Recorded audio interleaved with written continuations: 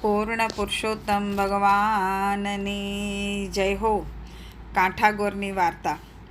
ભગવાન પૂર્ણ પુરુષોત્તમની કૃપાથી અમૃતમય બનેલા અધિક માસનું આગમન થતાં સૌ સ્ત્રી પુરુષોએ વ્રત લીધા. નદીએ નાહવા જાય, કાંઠાગોરની પૂજા કરીને વાર્તા સાંભળે, પાછા ફરતી વખતે દેવ દર્શન કરે અને ઘરે આવી પુરુષોત્તમ પ્રભુના નામ જપ કરે. ચંદનપુર ગામમાં ગંગામા નામની એક ડોશી રહે. ડોશીને 2 દીકરા, બંને પરણેલા, છતાં દીકરે ડોશી જુદી રહે, વળી 2 છોકરા પણ જુદા રહે. આમ ઘર એક પણ ચૂલા 3. કોઈ પણ પ્રસંગ હોય, વાર તહેવાર હોય ત્યારે સૌ સાથે મળીને રમે જમે. ડોશી ધર્મ કર્મમાં માનનારી, વ્રત ઉપવાસ કરે, એકટાણા કરે, નિત્ય દેવ દર્શને જાય. અધિક માસ આવ્યો એટલે ગંગામાએ તો વ્રત આદર્યા. સાથે નાની વહુએ પણ વ્રત લીધા. સાસુ વહુ એકટાણા કરે, નદીએ નાહવા જાય, કાંઠાગોરનું પૂજન કરે, વાર્તા સાંભળે અને પછી બપોરે મંદિરે કથા સાંભળવા જાય. સાસુ વહુના આવા ધર્મ કર્મ કરતા જોઈ મોટી વહુ તો મોં મચકોડે. એ હતી પૈસાદારની દીકરી, લાડકોડમાં ઉછરેલી, પહેરવા ઓઢવાની શોખીન, ધર્મ કર્મને ધતિંગ માનનારી, વળી રૂપનો અંબાર એટલે ગર્વનો પાર નહીં, એમાંય પૈસાનું અભિમાન ભળ્યું. પછી દેવદર્શન સૂજે ક્યાંથી? નાની વહુ ગરીબ મા બાપની દીકરી, ગળથુથીમાં જ ધર્મના સંસ્કાર મળેલા, વળી જેટલી ભોળી એટલી કયાગરી, પારકાના દુઃખે દુઃખી થનારી. રોજ નદીએ નાહવા જાય. જેઠાણી એને યાદ આવે અને એને એમ થાય કે જેઠાણી પણ જો આ વ્રત કરે તો એને પણ ફળ મળે. એક દિવસની વાત છે. ભોળી દેરાણી ગઈ અભિમાની જેઠાણીના ઘેર અને ભોળા ભાવે કહેવા લાગી, ભાભી રે ભાભી, પવિત્ર પુરુષોત્તમ માસ ચાલે છે, માટે ચાલો ને અમારી સાથે નદીએ નાહવા, કાંઠાગોરનું પૂજન કરશું, અનેક ઘણું ફળ આપનાર પૂર્ણ પુરુષોત્તમની વાર્તા સાંભળીશું. એ શોક તાપને હરનાર છે અને સુખ શાંતિ દેનાર છે. પછી દેવ દર્શને જઈ કથા વાર્તા સાંભળી અને પરલોકમાં લઈ જવાના પુણ્યના ભાથા બાંધીશું. આ સાંભળી જેઠાણી તો મોં મચકોડીને કહેવા લાગી, જા બાઈ જા, હું કંઈ તમારા જેવી વેવલીએ નથી અને નવરીએ નથી. સાસુ વહુ કરે રાખો ધર્મ અને બાંધો પુણ્યના પોટલા. નદીએ નાહવા જાઓ છો કે પારકાની નિંદા કરવા એ હું જાણું છું. કાંઠાગોર એના ઘરે અને હું મારા ઘેર. બાઈ, મને તો ઘડીની એ નવરાશ નથી. મારે તો ધણી પેઢીએથી આવે, પુત્ર નિશાળેથી આવે, દીકરી સાસરેથી આવે, વહુ પિયરેથી આવે. મારે તો સગાએ ઝાઝા અને વાલાએ ઝાઝા. મારે તો 32 ભોજન બનાવવાના અને 33 શાક રાંધવાના. બાઈ રે બાઈ, મારે તો કપાળે ટીકો ને કાંખમાં કીકો, ઝૂલતું પારણું ને ઘમ્મર વલોણું, ખતબત્તી ખીચડી ને સુવાવડી દીકરી. બાઈ રે બાઈ, તમ તારે કરો વ્રત અને મરો ભૂખ્યા. અભિમાની જેઠાણીના આવા વચન સાંભળી ભોળી દેરાણીને ઘણું દુઃખ થયું. પૂર્ણ પુરુષોત્તમ પ્રભુનું અપમાન એનાથી સહન ના થયું. તેથી આંખોમાં જળજળી આવી ગયા.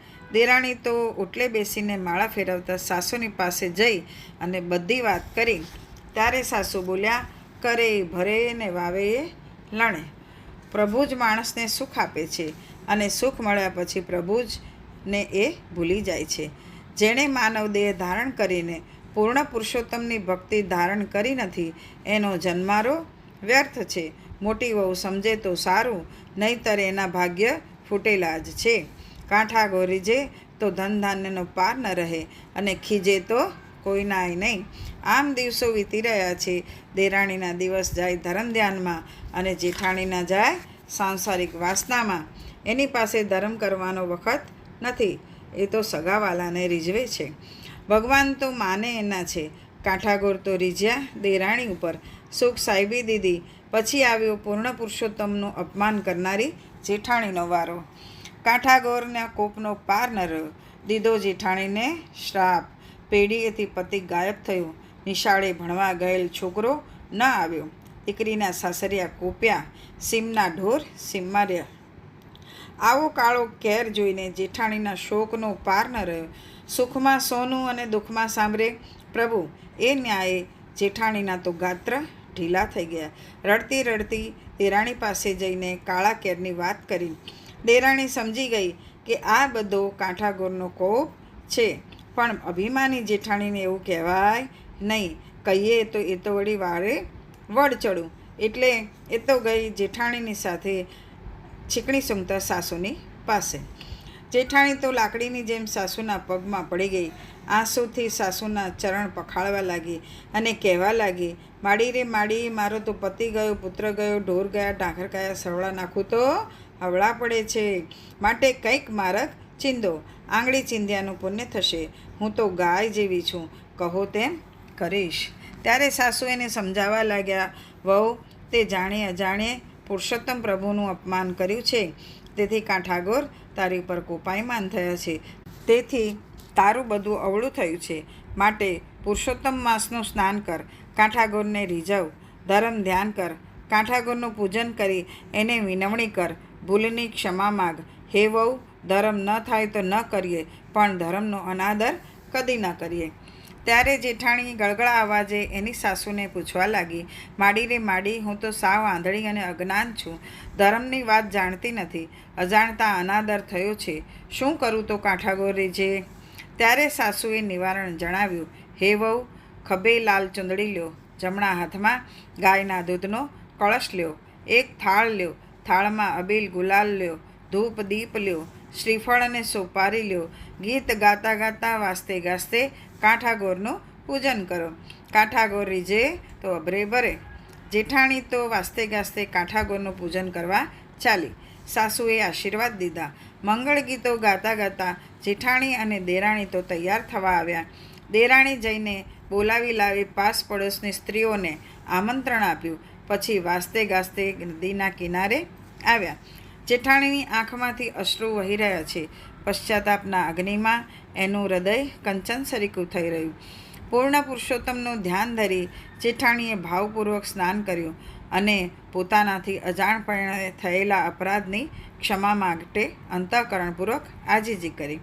પૂજન પછી એક ધ્યાને કાંઠાગોરની વાત સાંભળી, ચૂંદડી ચડાવી, ખોળો પાથરી સર્વના મનોરથ સાકાર કરનાર ગૌરીમાને વિનવણી કરી, હે માં, જગતનો નિયમ છે કે પુત્ર કુપુત્ર થાય, માતા કુમાતા ન થાય. હું તમારી બાળ છું. મુજ અંધને અજ્ઞાનને ક્ષમાનું દાન આપો. અભિમાનમાં અંધ બનીને મેં તમારી અવગણના કરી છે, પણ હવે મારી આંખ ખુલી ગઈ છે. હે માતા, મારી ઉપર દયા કરો, દયા કરો. હવે હું આવી ભૂલ નહીં કરું અને ધર્મ ધ્યાન કરીશ. જેઠાણીની આર્દ્રવાણી સાંભળીને પશ્ચાતાપથી ગૌરીમાં અતિ પ્રસન્ન થયા. જેઠાણીનો પતિ અને પુત્ર કુશળતાથી પાછા ફર્યા. દીકરીના સાસરીએથી સારા સમાચાર આવ્યા. સીમમાંથી ગાયો પાછી આવી અને સૌ સારાવાના થયા. જેઠાણીએ તો તરત જ સંકલ્પ કર્યો, હે ગૌરીમાં, તારી કૃપાથી મને ગુમાવેલું બધું પાછું મળ્યું છે. હવે હું પુરુષોત્તમ પ્રભુ જેના અધિષ્ઠાતા છે એવા અધિક માસનું પૂર્ણ શ્રદ્ધાથી વ્રત કરીશ. વ્રતની પૂર્ણાહુતિના સમયે બ્રહ્મભોજન કરાવીશ, અન્નદાન વસ્ત્રદાન કરીશ, નિંદા કરીશ નહીં, મને અસત્ય હું આચરીશ નહીં અને મારા હું પદનો હું ત્યાગ કરીશ. જેઠાણીના આવા દ્રઢ સંકલ્પથી દેરાણીને અપાર આનંદ થયો. મોટી વહુ ધર્મ ધ્યાનમાં લાગી, તેથી સાસુને પણ ઘણું સુખ થયું. એ ઘરમાં સુખ સમૃદ્ધિ છલકાવા લાગી. શ્રી પુરુષોત્તમ ભગવાને ત્યાં વાસ કર્યો અને થોડા સમયમાં એ ઘરની કીર્તિનો સૂર્ય પ્રખર તેજથી પ્રકાશી ઉઠ્યો. જે કોઈ પૂજે કાંઠાગોરને પાપ તે ના જાય, સુખ સમૃદ્ધિ શાતા મળે, પરલોકે મોક્ષ થાય. હે કાંઠાગોર, પશ્ચાતાપથી શુદ્ધ બનેલી જેઠાણી, તેની દેરાણી તથા સાસુને જેવા ફળ્યા એવું શ્રદ્ધાથી તમારું વ્રત કરનાર સર્વને ફળજો. બોલો પૂર્ણ પુરુષોત્તમ ભગવાનની જય હો. કાંઠાગોર માની જય હો. પૂર્ણ પુરુષોત્તમ અધ્યાય 22મો. વ્રતના નિયમો. મહાજ્ઞાની એવા મહર્ષિ વાલ્મીકીને રાજા દ્રઢનવા પૂછે છે, હે મહર્ષિ, હવે મને આ વ્રતના નિયમો વિશે કૃપા કરીને કહો. વાલ્મીકી ઋષિ બોલ્યા, હે રાજન, આ વ્રત કરનાર ઘઉં, મગ, ઘી, ખાંડ, ચોખા, કેળા, સફેદ અનાજ, જવ, તલ, વટાણા, કાંગ, કંદમૂળ, કાકડી, સિંધવ, દહીં, દૂધ, ફણસ, આંબો, હરડે, જીરું, સૂંઠ, આંબલી, સોપારી, આંબળા અને ગોળ વગેરે હવિષ્ય અન્ન અને ફળોનું ભક્ષણ કરવું. માંસ, મધ, અડદ, રાઈ, તેલ આદિ પદાર્થનો ત્યાગ કરવો. પારકું અન્ન ન ખાવું. પરસ્ત્રી સામે નજર ન કરવી. પરદ્રોહ ન કરવો. તીર્થયાત્રા સિવાય કોઈ મુસાફરી ન કરવી. વળી દેવ, બ્રાહ્મણ, ગુરુ, ગાય, સ્ત્રી, રાજા, મહાત્મા તથા વ્રત કરનાર ભાવિકની નિંદા ન કરવી. જાયફળ, મસૂર, વાસી અન્ન, બકરી, ગાય કે ભેંસ સિવાયના બીજા કોઈનું દૂધ, તાંબાના વાસણમાં રાખેલું દૂધ અને ચામડામાં રાખેલું પાણી એ બધી વસ્તુઓનો ત્યાગ કરવો. ચુસ્ત બ્રહ્મચર્ય પાળવું અને પાતળમાં ચોથા પ્રહરે જમવું. રજસ્વલા સ્ત્રી, મલેચ્છ, પતિત, નાસ્તિક અને વેદની નિંદા કરનાર સાથે વાત ન કરવી. સૂતકનું બીજી વાર રાંધેલું દાઝેલું અન્ન ન ખાવું. કાંદા, લસણ, ગાજર, અળવીના પાન, મૂળા, સરગવો વગેરે પણ વર્જ્ય છે. પતિત પાવન પુરુષોત્તમ પ્રભુની પ્રીતિ અર્થે ચાંદ્રાયણ આદિ વ્રત કરવા. પડવાના દિવસે કોળું, બીજના દિવસે રીંગણ, ત્રીજના દિવસે પુષ્પનું શાક, ચતુર્થીના દિવસે મૂળા, પાંચમીએ નીલું, છઠ્ઠે તરબૂચ, સાતમે સર્વ ફળોના શાક, આઠમે આંબળા, નવમીએ નાળિયેર, દસમે દૂધી, 11 પંડોળું, 12 બોર, 13 કાળા રીંગણ, 14 વેલના શાક, પૂનમે પાણીમાં થતા શાકનો ત્યાગ કરવો. રવિવારે આંબળા ન ખાવા. જે વસ્તુનું નિયમ લીધું હોય એ વસ્તુ સુપાત્રને આપ્યા પછી ખાવી. શક્ય હોય તો આખા માસના ઉપવાસ કરવા. તેમ ન બને તો માગ્યા વિનાના દૂધ ઉપર રહેવું, ફળાહાર કરવો. પ્રાતઃકાળે ભગવાન શ્રી કૃષ્ણનું સ્મરણ કરવું અને નિયમ પાળવાનો દ્રઢ સંકલ્પ કરવો. આ માસમાં અત્યંત ભાવપૂર્વક શ્રીમદ્ ભાગવતનું શ્રવણ કરવું. બને તો 1.25 લક્ષ તુલસી દલથી શાલિગ્રામ પ્રભુનું પૂજન કરવું. આ માસમાં વ્રત કરનાર ભાવિકને 100 યજ્ઞનું ફળ મળે છે. યમના દૂતો પણ એનાથી ડરે છે. આ વ્રત કરનારને આદિ, વ્યાધિ અને ઉપાધિ નડતા નથી. એનું દારિદ્ર્ય દુઃખ દૂર થાય છે. સુખ સંપત્તિ વધે છે. સંતાન તથા યશ પ્રાપ્ત થાય છે. ભૂત, પ્રેત, પિશાચ, વંતરી, ડાકીણી, શાકીણી એની પાસે આવી જ ન શકે અને મૃત્યુલોકના અનેક સુખ ભોગવ્યા પછી એને વિષ્ણુલોકમાં એનો વાસ થાય છે. બોલો પૂર્ણ પુરુષોત્તમ ભગવાનની જય. અધ્યાય 22મો સંપૂર્ણ. પાવનધારા 22મી. ગૌ સેવાનું ફળ. રતનપુર નામે એક ગામમાં એક સોનારણ રહે. એનું નામ રતન. નાનું સરખું ઘર. જગમાં એનું કોઈ નહીં. ન મા કે ન બાપ, ન ભાઈ કે ન બેન, નહીં દીકરા કે ન દીકરી. ઘેર ઘેર દરણા દળે પ્રભુનું ભજન કરે અને સુખ સંતોષથી જીવતરના દાડા કાઢે. રતનના ઘરની પાસે જ એક વાણિયાનું ઘર. એક દિવસ ત્યાં કથા બેઠી. રતન તો માળા લઈને રોજ કથા સાંભળવા જાય. એક ચિત્તે કથા સાંભળે અને ભગવાનનું નામ લે. એક દિવસ કથાકારે પવિત્ર પુરુષોત્તમ માસનું અતિ પુણ્યદાયી મહત્ત્વ સમજાવ્યું અને છેલ્લે કહ્યું કે મનુષ્ય દેહ ધારણ કર્યા પછી જે નરનારી યજ્ઞ કરે છે કે 184ના ફેરામાંથી મુક્તિ મળે છે, માટે યજ્ઞ કરો. આ સાંભળી રતન અફસોસ કરવા લાગી. અરે રે, મારી પાસે ધન હોત તો કેટલું સારું હતું. હું પણ યજ્ઞ કરત, પણ મારા ભાગ્યમાં ધન નથી. મારા ભાગ્ય ફૂટેલા છે. બચપણમાં મા બાપ મર્યા. લગ્ન પછી તરત જ પતિ ગુજરી ગયા. ઘરમાં વાલની વીંટીએ નથી. થોડું ધન હોત તોય નાનકડું યજ્ઞ કરત અને પરભવનું ભાથું બાંધત. રતન આમ અફસોસ કરી રહી ત્યારે કથાકારે આગળ કહેવા લાગ્યા કે દ્રવ્ય હોય એ જ યજ્ઞ કરી શકે એવું નથી. દ્રવ્ય વગર પણ યજ્ઞ થઈ શકે છે. બીજા પણ અનેક પ્રકારના યજ્ઞ છે. શ્રમ યજ્ઞ, સેવા યજ્ઞ. આ બંને યજ્ઞ પણ એટલા જ ફળદાયી છે. આ સાંભળી રતન તો આનંદમાં આવી ગઈ. એણે તરત જ શ્રમ યજ્ઞ અને સેવા યજ્ઞનો સંકલ્પ લઈ લીધો. ગામને પાદર એક તળાવ હતું. તળાવને કાંઠે એક મહાત્માની મઢુલી દેખાય. દેખાવે સીધા સાદા જણાતા આ મહાત્મા અતિ પવિત્ર પુરુષ હતા. ત્રિકાળનું જ્ઞાન ધરાવતા હતા. તેમના દર્શન કરવા આવતા, એમની ચરણ લેતા રતન પણ રોજ તળાવે લુગડા ધોવા જતી ત્યારે અચૂક આ મહાત્માના દર્શન કરતી. રતને નક્કી કર્યું કે શ્રમયજ્ઞ અને સેવાયજ્ઞ કરવા માટે મહાત્માની મઢુલી જ યોગ્ય છે. મઢુલીને સ્વચ્છ રાખીશ અને મહાત્માની સેવા કરીશ. બીજા દિવસે પ્રાતઃકાળે રતન તો મઢુલીએ જઈ પહોંચી. જોયું તો મઢુલી ખાલી. મહાત્મા રોજ સવારે જંગલમાં ફરવા ચાલ્યા જતા. રતનને ઘડીકમાં તો મઢુલી અને આંગણું વાળીને ચોખ્ખા ચણાક કરી દીધા. તળાવેથી પાણી ભરી લાવી આંગણામાં છાંટ્યું અને પછી સુંદર રંગોળી પૂરી. મઢુલી બારણે તોરણ બાંધ્યું અને મહેકતા ફૂલો ગોઠવ્યા. પાણીનું માટલું ભરી દીધું. મઢુલીમાં જે વાસણો પડ્યા હતા એ માંજી નાખ્યા. આમ મઢુલીને ઉડીને આંખે વળગે એવી બનાવી દીધી. રતન તો હરખાથી ઘરે ગઈ. આજે એણે શ્રમયજ્ઞ કર્યો હતો એ વાતનો એને અપાર આનંદ હતો. થોડી વારે મહાત્મા જંગલમાંથી ફરીને પાછા આવ્યા. આવીને જુએ તો ઝૂંપડી ચોખ્ખી ચણાક થઈ ગઈ છે. પાણી છાંટ્યું છે. તોરણ બાંધ્યા છે. આવી સેવા કરનારને મહાત્માએ મનોમન આશીર્વાદ આપ્યા. પછી રતન તો રોજ આવવા લાગી. આ બાજુ મહાત્મા જંગલમાં ફરવા જાય, આ બાજુ રતન મઢુલી સાફ કરવા આવે. ઝડપથી બધું ચોખ્ખું ચણાક કરી નાખે. મહાત્મા પાછા આવે. ઘડીક તો વિસ્મયમાં ડૂબી જાય એ એમની પ્રસન્નતાનો પાર ન રહે. એક દિવસ મહાત્માએ વિચાર કર્યો કે રોજ રોજ આવીને મારી ઝૂંપડી કોણ ચોખ્ખી ચણાક કરી જાય છે એ મારું જાણવું જોઈએ. આમ વિચારીને મહાત્મા એક દિવસ જંગલમાં ફરવા ન ગયા અને ઝૂંપડીની પાછળ સંતાઈ ગયા. રતન તો રોજની જેમ આવી અને કામે વળગી. ઝડપથી કામ આટોપી પાછી જવા લાગી. ત્યારે મહાત્માએ એને પૂછ્યું, હે ભલીબાઈ, તું આ શા હેતુથી મારી આવી ગુપ્ત સેવા કરે છે?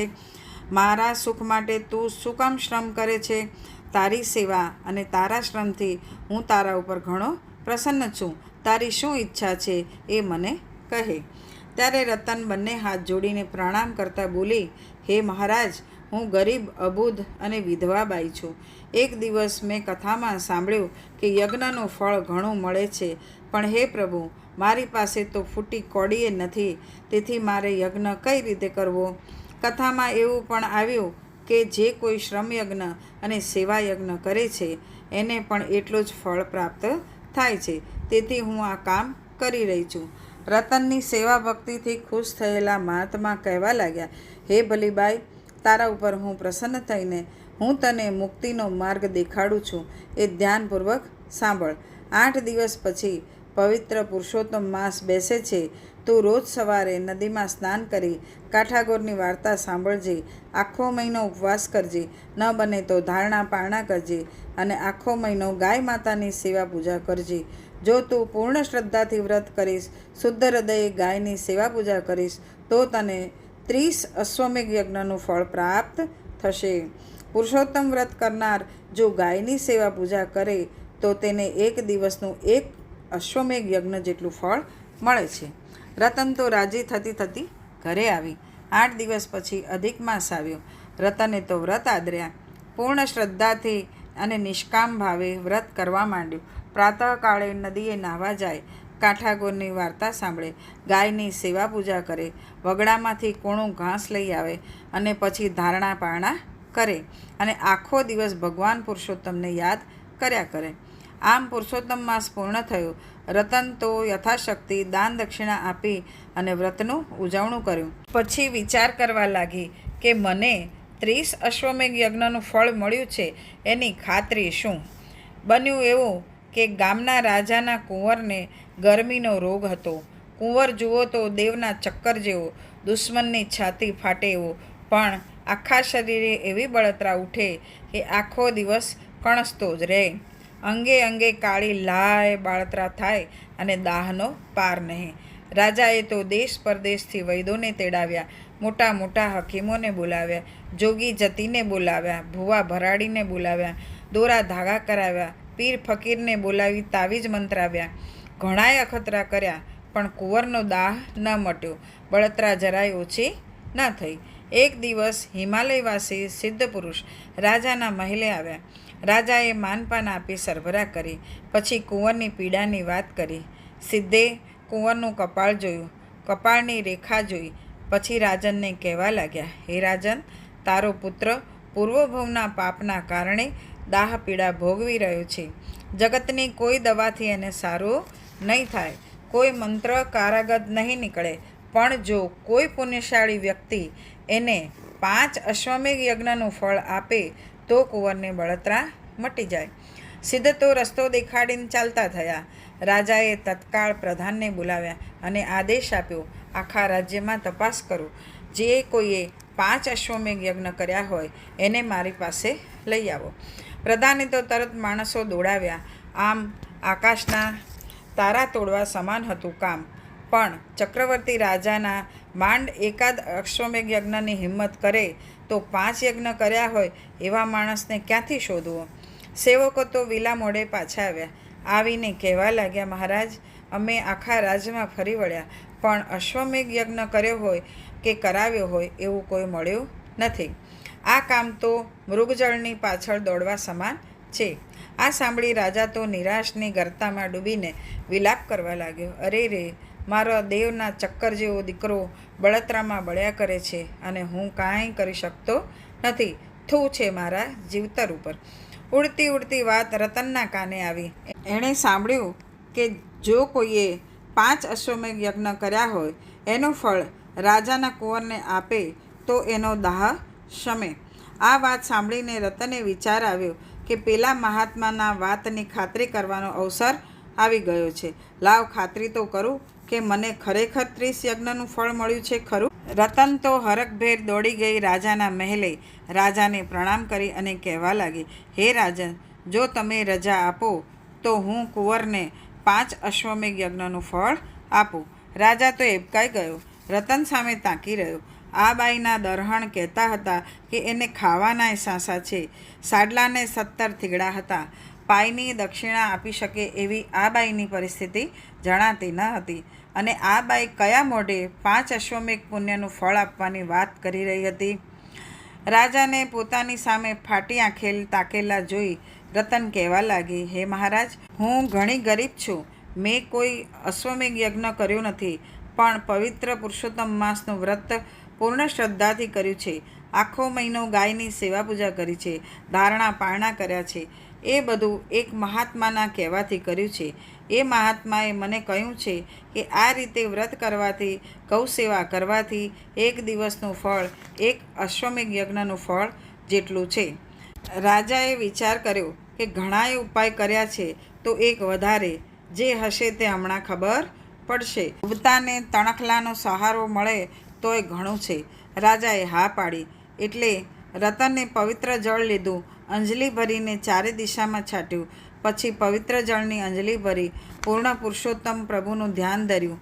હે દયાળુ, જો આ મહાત્માના વચન સાચા હોય, વ્રતની સાથે ગૌ સેવાનું કાર્ય અશ્વમેઘ યજ્ઞ કર્યા જેટલું ફળ મળતું હોય તો હું મારા 5 દિવસનું ફળ રાજી ખુશીથી કુંવરને આપું છું. તો હે પ્રભુ, કુંવરનો દાહ શમાવો, એને શીતળતા અર્પો. આટલું કહી તને કણસતા કુંવરના દેહ ઉપર જળ છાંટ્યું. 2 ટીપા મુખમાં રેડ્યા અને એ જ ક્ષણે કુંવરની બળતરા શમવા લાગી અને થોડી વારમાં જ દાહ તો સાવ શમી ગયો. કુંવરની આંખમાં હર્ષના જળજળિયા આવી ગયા. રાજા તો આ ચમત્કાર જોઈ ચકિત થઈ ગયો. હજુ હમણાં તો કુંવર રડતો હતો, તરફડતો હતો, કણસતો હતો અને અત્યારે સાવ શાંત થઈ ગયો. એના મુખ ઉપર પ્રફુલ્લતા છવાઈ ગઈ હતી. રાજા હજુ વિચાર કરે છે ત્યાં તો કુંવર ઉઠીને રતનના પગમાં પડી ગયો. અશ્રુથી રતનના ચરણ પખાળતા બોલ્યો, માં, મને તમે નવી જિંદગી આપી છે. તમે મને 5 યજ્ઞનું પુણ્ય ન આપ્યું હોત તો હું જિંદગીભર કાળી બળતરા ભોગવત. રાણી પણ રતનના પગમાં પડી ગઈ. રાજાએ પણ પ્રણામ કરીને કહેવા લાગ્યા, હે બાઈ, તું અમારા માટે માતા સમાન છે. તમારી શ્રદ્ધા ભક્તિ પુણ્યના પ્રભાવે મારા કુંવરને નવી જિંદગી મળી છે.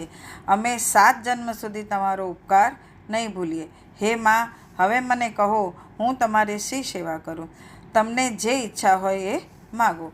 કહો તો આખું રાજ આપી દઉં અને કહો તો રાજાનો ખજાનો ખોલી નાખું. ત્યારે રતન કહેવા લાગી, હે રાજા, પુરુષોત્તમ પ્રભુની મારા ઉપર ઘણી કૃપા છે.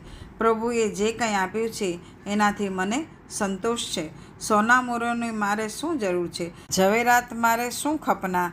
હે રાજા, મારી ઈચ્છા તો એવી છે કે તું તથા તારી રાણી આજીવન પુરુષોત્તમ વ્રત કરવાનો સંકલ્પ કરો, ગૌ સેવા કરો, એમાં જ કલ્યાણ છે. રાજા રાણી ત્યાં જ આજીવન પુરુષોત્તમ પ્રભુનું વ્રત કરવાનો સંકલ્પ કર્યો.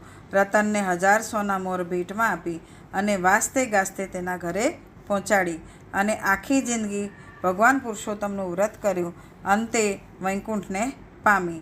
ગૌ સેવાનું ફળ અપાર, કરોડો દેવના વાસ. ગૌ સેવાની પૂજા કરે તે ઘર સદા ઉલ્લાસ. હે પુરુષોત્તમ પ્રભુ, તમે જેવા રતનને ફળ્યા એવા વ્રતની સાથે ગૌ સેવા કરનાર સૌને ફળજો. પૂર્ણ પુરુષોત્તમ ભગવાનની જય હો. લક્ષ્મીનારાયણ દેવની જય હો. કૃષ્ણ કનૈયા લાલની જય હો. કાંઠા ગોરમાની જય હો. ઓમ નમઃ પાર્વતી પતયે. હર હર મહાદેવ હર. જય શ્રી રાધે રાધે.